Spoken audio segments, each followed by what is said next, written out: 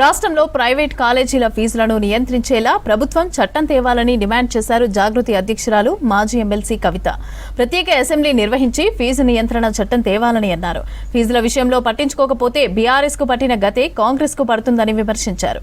CBSE central syllabus ఉన్న స్కూళ్లలో కూడా 25 నుంచి 30% ఫీజులు పెంచి ఇప్పటి నుంచే వసూలు చేస్తున్నారని ఆరోపించారు. సర్కార్ పట్టించుకోకపోతే తాము స్కూళ్ల ముందు ఆందోళనలు చేస్తామని అన్నారు కవిత. ఈ రాష్ట్రంలో 12,000 పాఠశాలలు ఉంటే అందులో 38 లక్షల మంది విద్యార్థులు 1 నుంచి 10th క్లాస్ వాళ్ళు ప్రైవేట్లో చదువుతూ ఉన్నారు. ఒక 350 పాఠశాలలు ఐసిఎస్సి, సిబిఎస్సి, ఐబీ, ఆక్స్ఫర్డ్ ఇట్లాంటి స్పెషలైజేషన్, మాంటెసరీ ఇవన్నీ చెప్పేటటువంటి ఒక 350 పాఠశాలలు ఉంటే అందులో దాదాపుగా ఒక 3 లక్షల మంది పిల్లలు చదువుతూ ఉన్నారు. ఏప్రిల్ రానే లేదు.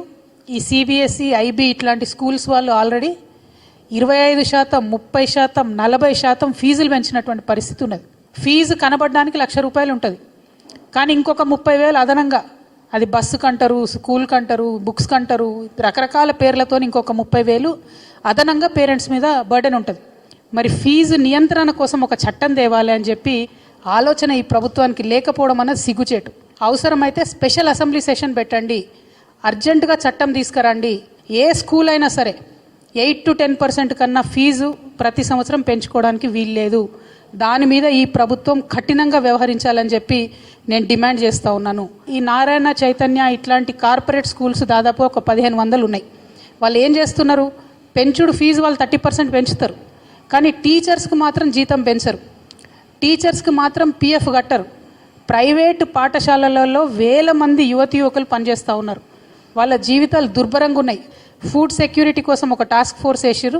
ఆ టాస్క్ ఫోర్స్ నేను డిమాండ్ చేస్తున్నా, please check the quality of food in these corporate schools and colleges. North Indian intermediate colleges, schools వాళ్ళు తీసుకొని వస్తున్నారు ఇక్కడికి. నష్టం ఏం జరుగుతుందంటే టోటల్ ఫ్యాకల్టీ వాళ్ళు ఓన్లీ నార్త్ ఇండియన్స్కే జాబ్స్ ఇస్తున్నారు. రిసెప్షనిస్ట్ దగ్గర నుంచి బాత్రూమ్స్ క్లీన్ చేసే వరకు కూడా వాళ్ళు ఓన్లీ నార్త్ ఇండియన్స్కే అవకాశాలు ఇస్తున్నారు. మరి మన తెలంగాణ లెక్చరర్స్ ఎటు పోవాలి? తెలంగాణ టీచర్స్ ఎటు పోవాలి? తెలంగాణ వాళ్ళకు ఉద్యోగాలు కావాలన్నా వద్దా?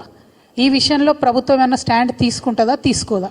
8 to 10% మీరు పెంచుకోండి, కానీ అంతకన్నా ఎక్కువ పెంచితే ఈ ప్రభుత్వం యాక్షన్ తీసుకుందా సరే, లేకపోతే మాత్రం మేము జాగృతి నుండి ఎక్కడికక్కడ పేరెంట్స్ పక్షాన మేము కూడా స్కూళ్ళ ముంగట నిలబడి ధర్నా చేస్తామని చెప్పి తెలియజేస్తూ